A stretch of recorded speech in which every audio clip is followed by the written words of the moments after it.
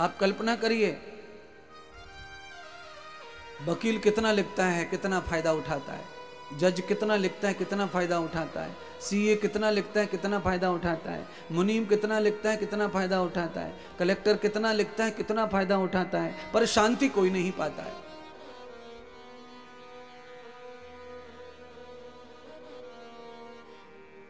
ये सारे लिखिया हैं। आईएएस बनने के लिए आदमी इतना पढ़ता है, इतना लिखता है, पर अशांति में जीता है। पढ़ाई के समय अशांति, नौकरी लगने पर अशांति, ट्रेनिंग में अशांति, नौकरी करते समय अशांति। ये सारा गौरव जितना है वो अशांति देने वाला है, और इसे भी पाने के लिए लोग दज्जे दोहात कर रहे हैं, मरे जा रहे हैं और अपनी जिंदगी पर खेल जाते हैं। कोई तो फांसी लगा के ही मर गए, नहीं पदवी मिली तो, नौकरी नहीं मिली तो मर गए। अरे बाबा, मरने के लिए पैदा हुआ है, पर नौकरी नहीं मिलने पर मर जाना ये तो ठीक नहीं, ये तो महान मूर्खता है। नौकरी नहीं मिलने पर मर जाना ये अच्छी बात नहीं है, पढ़ाई होने पर पास नहीं होना ये भी अच्छी बात नहीं है, और मर जाना ये भी अच्छी बात नहीं है। पढ़ाई करने से कभी आदमी अधूरा नहीं हो जाता। पढ़ाई हो गई, नौकरी नहीं लगी तो क्यों पढ़ा, काहे के लिए पढ़ा, क्या फ़ायदा हुआ, इससे क्या फ़ायदा है, पढ़ने से कुछ मिला ही नहीं तो। अरे पढ़ाई नौकरी के लिए थोड़ी होती है, पढ़ाई तो अपने लिए होती है। आप जितना चाहो उतना पढ़ो, जितना चाहो अपने लिए। और मैं तो कहता हूँ पढ़ाई अगर की है तो आप अपनी पढ़ाई को अपने लिए यूज करो, अपनी पढ़ाई को दूसरों के लिए यूज क्यों करते हो। मैंने पढ़ाई की है, मैं पढ़ाई को अपने लिए यूज करता हूं। मैं पढ़ाई करके किसी की दुकान पर नौकरी करने नहीं जाना चाहता, नहीं गया। अपनी पढ़ाई को जब अपने लिए यूज करते हैं तो अपना स्वाभिमान खड़ा होता है, अपना स्टेप खड़ा होता है। जब आप इस दुनिया में नहीं रह जाते हो तो आपका सम्मान दुनिया में बचा रहता है। और नौकरी करने वाले का मर जाने के बाद में पानी देने वाला भी कोई दिखाई ज्यादा नहीं पड़ता है महाराज। आप जितनी बड़ी नौकरी करेंगे बुढ़ापे में उतने ही अकेले हो जाएंगे, ध्यान कर लेना। बुढ़ापा उतना ही अकेला सताता है।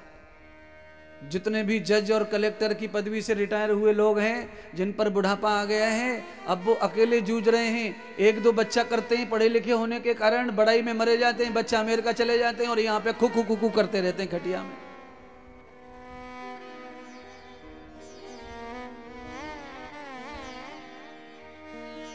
काहे के लिए जीवन लिया है बोलो। एक आध बच्चा पैदा किया, वो ही दूर भेज दिया उन्नति के नाम पर। उन्नति का नाम मतलब धन के लिए। फिर तुम्हारा क्या है, तुम क्यों?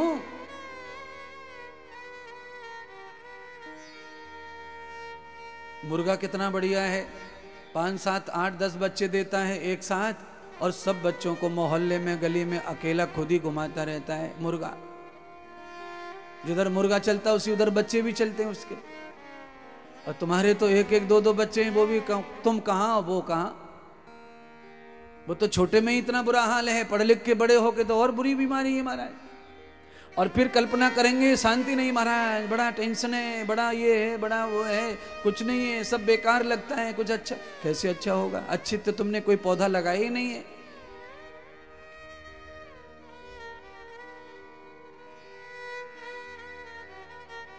सफल है जग में जीवन उसका, धर्म के बीज जो बोता है।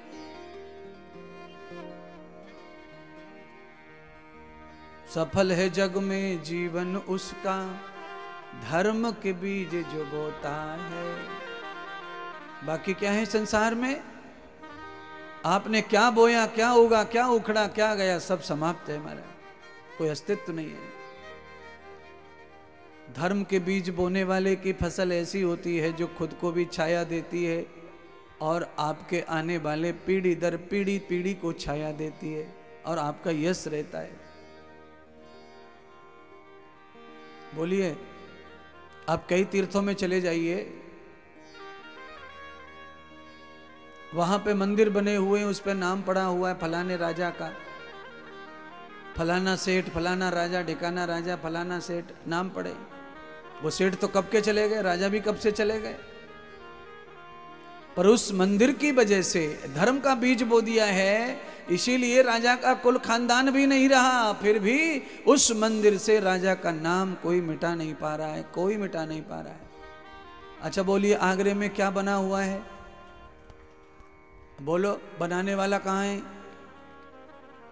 हाँ, अच्छा मिस्त्रियों का तो पता ही नहीं है कहाँ है, पर जिसने मालिक है, जिसने पैसा खर्च किया, वो कहाँ है? वो भी नहीं है। पर मुझे नहीं लगता है कि ताजमहल को कोई मिटा पाएगा। क्यों?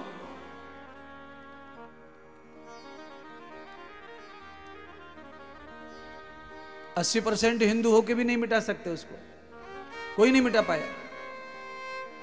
क्योंकि हिंदुओं की परंपरा में तोड़ा फोड़ी नहीं है, किसी का घर छिनाना, किसी का नाम निशान मिटाना नहीं है।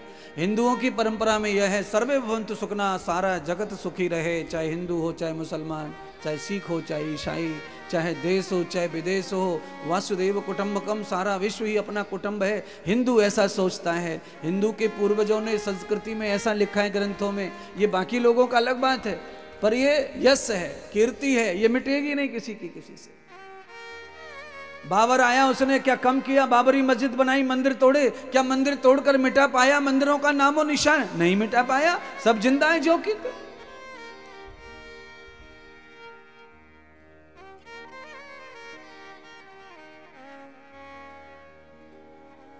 इसीलिए आपको सबको मैं ये जो सुना रहा हूं, क्यों सुना रहा हूं? मैं आपको भी इसलिए सुना रहा हूं कि आपसे भी अपने जीवन में कोई ऐसा काम हो जाना चाहिए जिससे कि आपका यह संसार में बना रहे कि आप आए थे दुनिया में, आप आए थे दुनिया में, आपको इस नाम से दुनिया ने जाना था, आपका ये काम था और ये नाम था।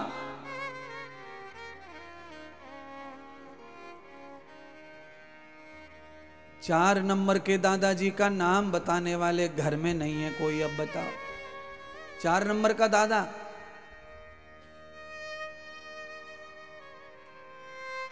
कल्पना कर लो।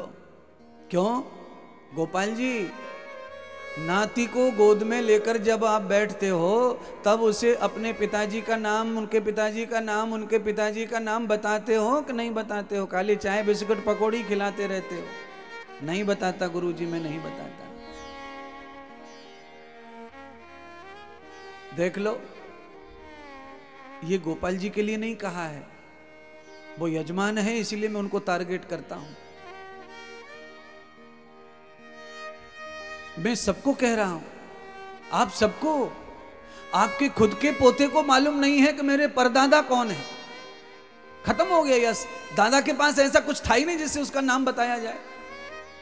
आया, खाया, बच्चे पैदा करा, मर गया। दादा ने कोई ऐसा काम नहीं किया जिसका नाम बताया जाए। इसीलिए मैं तुम्हें कह रहा हूं कि आप ऐसा भूल मत करो जो दादाजी कर गए। आप ऐसा काम करके सृष्टि से जाओ कि आपका घर का नहीं, आपकी दुनिया का आदमी आपका नाम बताए, आपका नाम बताए। जब जब कथा होती है, जब जब गुरु और शिष्य की कोई कथा आती है, तो गुरु शिष्य की कथा में एकलव्य का नाम सबसे पहले गाया जाता है, बताया जाता है। बोलो, अब एकलव्य तो शिष्य भी नहीं बनाया था उसने, द्रोणाचार्य ने, पर एकलव्य ने यह दिखा दिया कि गुरु अगर लात भी मार दे, पर मेरे अंदर अगर गुरु के प्रति श्रद्धा है तो मैं दूर रह के भी गुरु से वो सब पालूंगा जो नजदीक रह करके पाया जा सकता था। श्रद्धा लभते ज्ञानम, श्रद्धा से ज्ञान पैदा होता है। आदमी में श्रद्धा पैदा हो जाए तो उसमें ज्ञान का भंडार खुल जाता है। महाराज है, कैसी श्रद्धा है? श्रद्धा कैसी है आपकी? आपकी श्रद्धा ऐसी है, आपका मन जो मानता है उसी में श्रद्धा है। भगवान या गुरु अपने मन से कुछ कर दें तो उसमें श्रद्धा नहीं है आपकी, फिर उसमें तो आंखें तनतना जाती हैं, क्या कर दिया। और आप जो जो चाहते हैं वो सब गुरु जी करने दें आपको, वो भगवान करने दें, और भगवान अपनी तरफ से आपको आशीर्वाद दे दे अपने तरीके का। उसमें आपके कान खड़े हो जाते हैं, दिमाग टन टन करता है। क्या है ये क्या है? ये सब मतलब का शिष्यपन है, मतलब का संसार का दिखावा होगा। जिसके लिए आप तरस रहे थे वो आपको प्राप्त हो जाए तो उसका महत्व खत्म हो जाता है। नारद जी ने व्यास जी को समझाया, हे व्यास, आपकी अशांति का कारण मुझे समझ में आ गया। आपने कृष्ण चरित्र नहीं लिखा, आपने इतने पुराण लिख दिए, और जब तक आप कृष्ण चरित्र नहीं लिखोगे, चरित्र लीला नहीं देखोगे कृष्ण की, तब तक शांति नहीं है।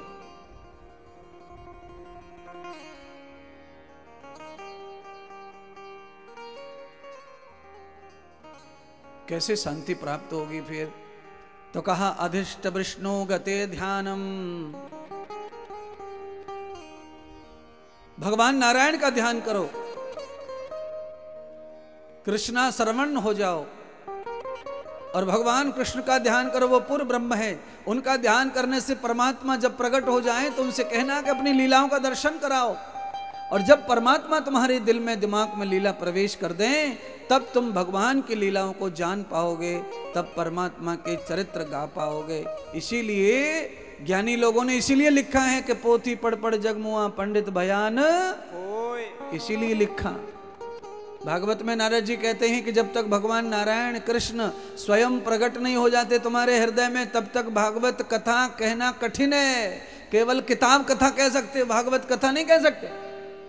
ये पन्ना खोल लिया, सुना दिया कुछ, डायरी खोल ली, सुना दिया कुछ।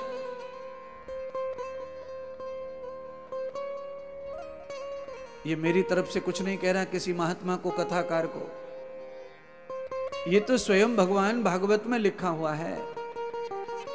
भागवत की रचना करने के लिए भगवान नारायण जी ने ये व्यास जी को कहा कि परमात्मा नारायण तुम्हारी भक्ति से प्रसन्न हो जाएंगे, तभी तुम कथा के लायक पात्र बनोगे, तभी तुम्हें लीलाएं समझ में आएंगी, और भगवान की लीला जब समझ में आएगी तभी तो गाओगे, तभी तो बताओगे।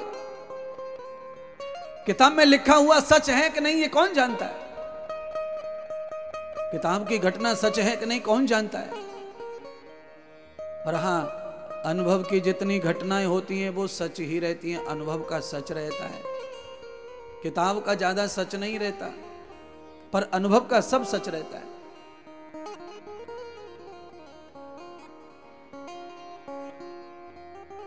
अनुभव से आदमी बड़े से बड़ी काम को बिगड़ते बिगड़ते बचा लेता है, और किताब का जो ज्ञान है वो किसी भी काम को बिगड़ते बिगड़ते नहीं बचा सकेगा। क्यों? किताब का जो ज्ञान होता है वो पर्सनल किसी व्यक्ति का लिखा हुआ होता है, उसकी फिलॉसफी होती है वो। और अनुभव का जो ज्ञान होता है वो संपूर्ण जगत में भोग का होता है, देखने का होता है, तजुर्बे का होता है। अनुभव इससे पैदा होता है, टक्करों से पैदा होता है, खिलवाड़ों से, धोखों से, संयम सदा, सब तरह से मिलकर अनुभव तैयार होता है।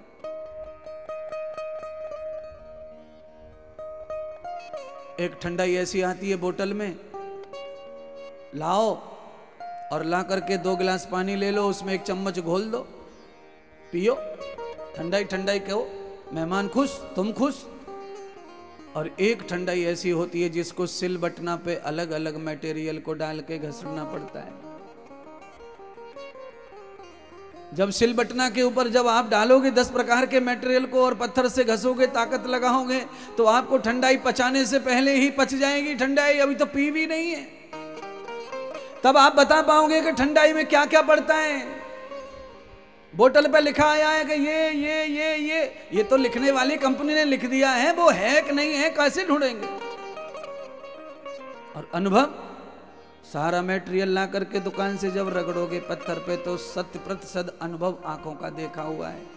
आप ठोक के कह सकते हो इसमें खरबूजे का बीज डाला है यानी कि डाला है, काली मिर्ची डाली है, इसमें ये डाला है तो डाला है सौंफ, आप कह सकोगे। इसमें गुलकंद है, इसमें गुलाब के फूल है, ये सब डाला है इसमें।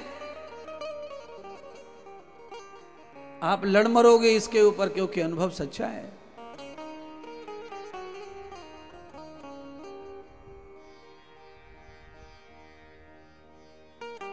आइए आपकी थोड़ी सी सुस्ती दूर कर दें। अब समय हो गया है कि हम समझ गए कि आप थोड़ा सा चाहते हैं कि भाई नाच लो, कूद लें। बोलिए सद्गुरु भगवान की जय हो।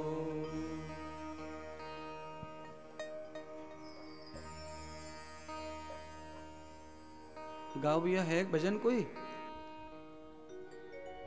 बोलिए सतगुरुदेव भगवान की जय हो। हम गाएंगे नहीं आज, हमारा सेटिंग नहीं अच्छी। कृष्ण नाम की है बगिया निराली, कृष्ण नाम की है बगिया निराली, राधा राधा रटे हर डाली डाली, राधा राधा रटे हर डाली डाली, श्यामा श्यामा रटे हर डाली डाली, श्यामा श्यामा रटे हर डाली डाली। कृष्ण नाम की है बगिया निराली, कृष्ण नाम की है बगिया निराली, कृष्ण नाम की है बगिया निराली, कृष्ण नाम की है बगिया निराली, राधा राधा रटे हर डाली डाली, राधा राधा रटे हर डाली डाली, श्यामा श्यामा रटे हर डाली डाली, श्यामा श्यामा रटे हर डाली डाली। कृष्ण नाम की है बगिया निराली,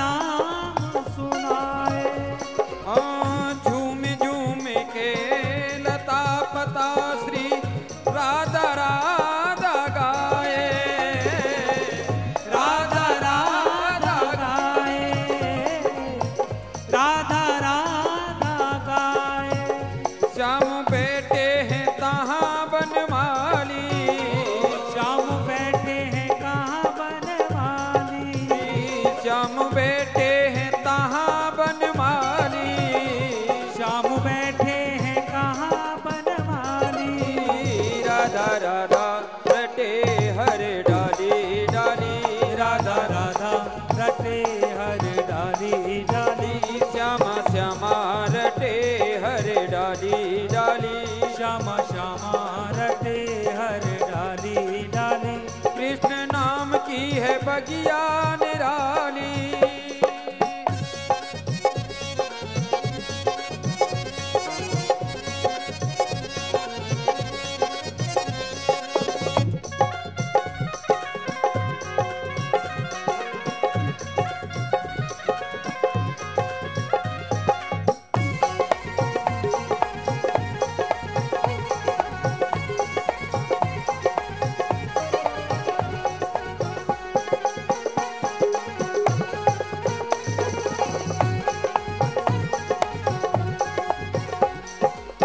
हरी भरी बगिया की शोभा लहर लहर लहराए, लहर लहर लहराए, लहर लहर लहराए।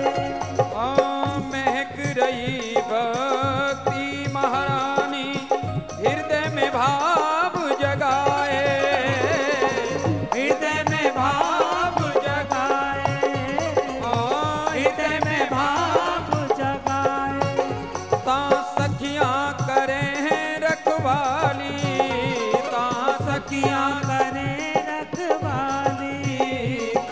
सखियाँ करें रखवाली, ताहाँ सखियाँ करें रखवाली, राधा राधा रटे हर डाली डाली, राधा राधा रटे हर डाली डाली, श्यामा श्यामा रटे हर डाली डाली, श्यामा श्यामा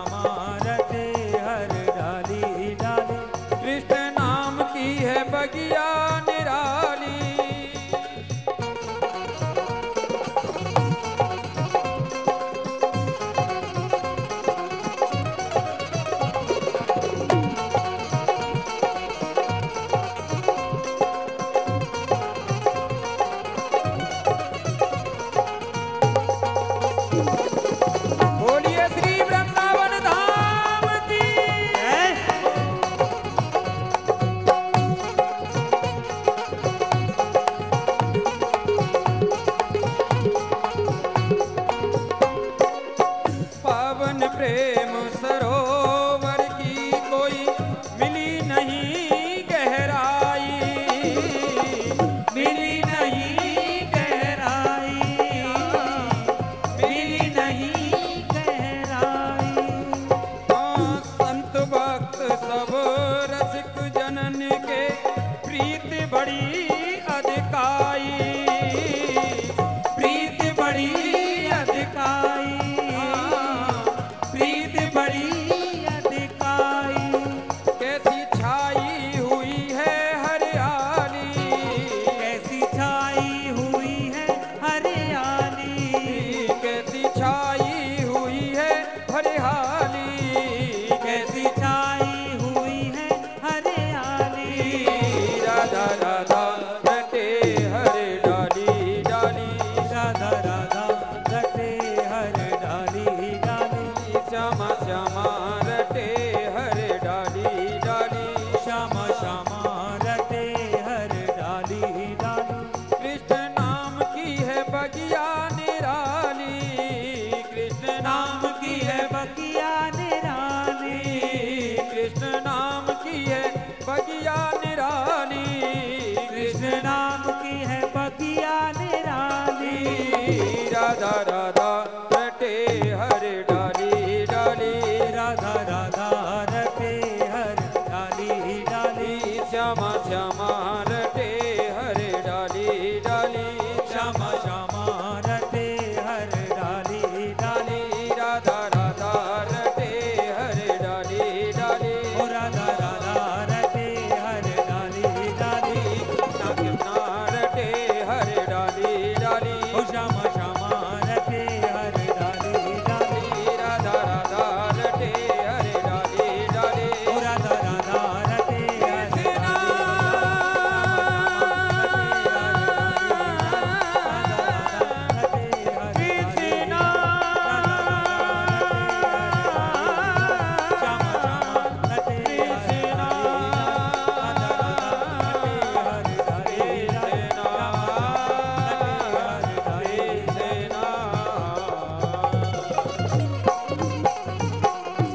बोलिए श्री राधा रानी सरकार की जय, बोलिए सतगुरुदेव भगवान की जय हो। जय जय श्री राधे, जय जय श्री राधे, जय जय श्री राधे।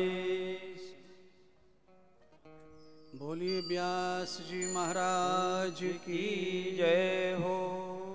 द्रवितौ नेत्रान्तर्गतं व्यासमूलस्य अहं देवोऽश नारायणम्। सूत जी ने सौनक ऋषि को कहा, हे सौनक जी, आज भगवान व्यास नारद जी के कहने से परम भगवान श्री कृष्ण का ध्यान करने लगे और ध्यान करते करते श्री व्यास जी संसार को पूरी तरह बिसर गए। 6 महीने व्यतीत हुए, तत्काल भगवान श्री कृष्ण का दर्शन प्राप्त हुआ। भगवान श्री कृष्ण जी ने प्रकट होकर के श्री व्यास जी को कहा, वत्स, इतनी कठिन तपस्या, इतनी कठिन भक्ति तुमने की है, वर मांग लो, क्या वरण चाहिए तुमको? तो भगवान वेद व्यास जी को वर्ण में क्या चाहिए था? कहा, प्रभु आप मेरी भक्ति से प्रसन्न हो गए तो इस नाथ, इस दीनानाथ, इस अनाथ पर कृपा करो कि आप अपनी लीलाएं दर्शन कराओ। मैं आपकी लीलाएं संसार तक पहुंचाना चाहता हूं, क्योंकि हे प्रभु, जब कलयुग आ जाएगा तो कलयुग में कोई सहारा नहीं बचेगा, तब आपकी ये चरित्र, आपकी कथा ही दुनिया का सहारा बचेगा। यही कथा परम औषधि बनकर लोगों का जीवन बचाएगी कलयुग में। इसलिए हे परमात्मा, मुझे आपकी कथा गानी है, इसीलिए आपकी कथा दर्शन दीजिए, आपके चरित्र लीलाएं मुझे दर्शन कराओ। तो भगवान श्री कृष्ण व्यास जी की भक्ति से प्रसन्न होकर समस्त लीलाओं का दर्शन देते हैं व्यास जी को। और आदरणीय व्यास भगवान जब लीलाओं से ओतप्रोत हो जाते हैं, समस्त लीलाएं व्यास जी को जब परमात्मा दिखा देते हैं, तो भगवान लीलाओं के बाद अदृश्य हो जाते हैं, तो व्यास के हृदय में समस्त लीलाएं व्यापक हो जाती हैं। यत्र यत्र तयानत्रम यथा यथा च वर्धिताम। व्यास जी क्या कर रहे हैं फिर? तो व्यास जी ने सर्वत्र कथा भगवान की लीलाओं का वर्णन करना प्रारंभ कर दिया। व्यास भगवान की कथा सर्वत्र सुना रहे हैं, यथा यथा सर्वदा, सब जगह कथा सुना रहे हैं। कोई घर, कोई गांव, कोई जगह नहीं छोड़ रहे। जहां पर भी परमात्मा विराजमान है वहीं कथा कहना शुरू करते हैं व्यास जी। व्यास जी ने कथा को सर्वत्र फैला दिया, चौदिश फैला दिया, चारों ओर फैला दिया। पर अब कितने दिन तक कथा करेंगे व्यास जी?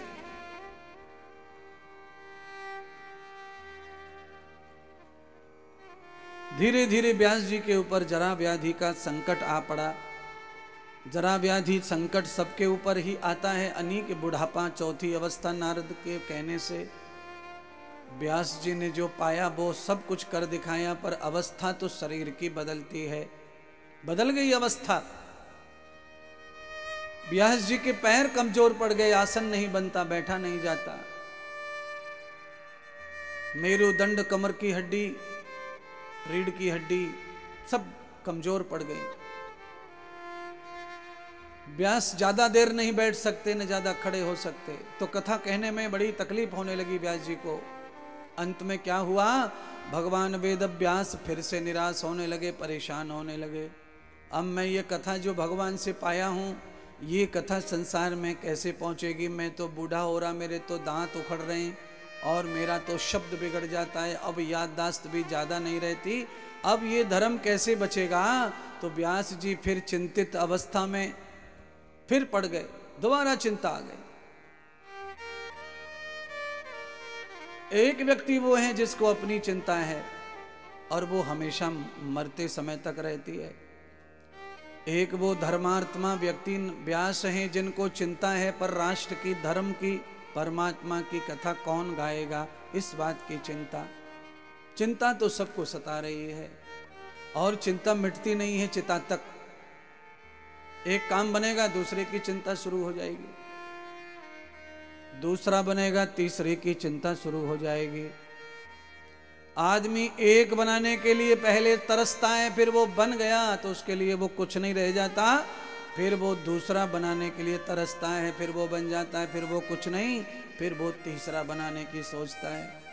आदरणीय व्यास भगवान आज चिंता में पड़े हैं, क्योंकि उनकी कथा अब नहीं गाई जाती है। अब कथा कम गाई जाती है, बैठा कम जाता है, चला कम जाता है। क्या करें? परेशान होने लगे भगवान व्यास।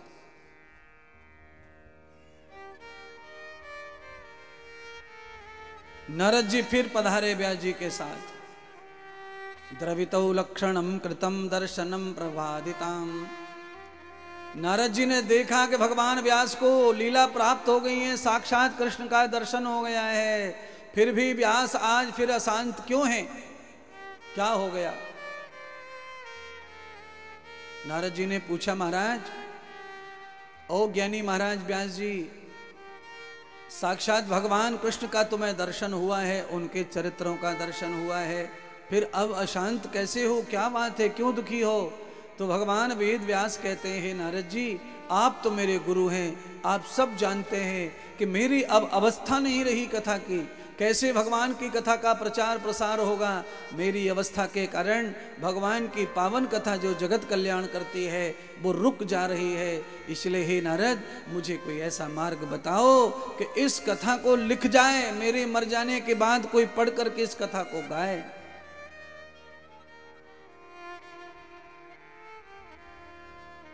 नारद जी तो बहुत ज्ञानी थे, सब देवताओं से नारद जी का परिचय अच्छा था। नारद जी ने व्यास जी को कहा कि तुम गणेश भगवान को याद करो, सबसे बढ़िया राइटिंग उनका है और सबके लेखक वही हैं, देवताओं में सबका भाग्य वही लिखते हैं। वो विधाता आदि गणेश अग्र पूजक हैं। अगर वो तुम्हारी भक्ति से प्रसन्न हो गए तो तुम भगवान नारायण के, भगवान कृष्ण के चरित्रों का लेखन नारायण उनसे ही करवा लेना, गणेश जी से। तुम कथा गाते रहना और वो लिखते जाएंगे तो कथा शुद्ध लिख जाएगी, क्योंकि भगवान की चर्चा मानव के हाथों से न शुद्ध गाई जा सकती है, न शुद्ध लिखी जा सकती है, न शुद्ध पढ़ी जा सकती है। इसीलिए मानव से श्रेष्ठ होते हैं गुरु भगवान। इसीलिए गुरु भगवान के हाथ से कथा लिखी जाए, गुरु भगवान के मुंह से कथा सुनी जाए और गुरु भगवान की कृपा से कथा पढ़ी जाए तो कथा समझ में आ जाती है और कथा आगे बढ़ जाती है।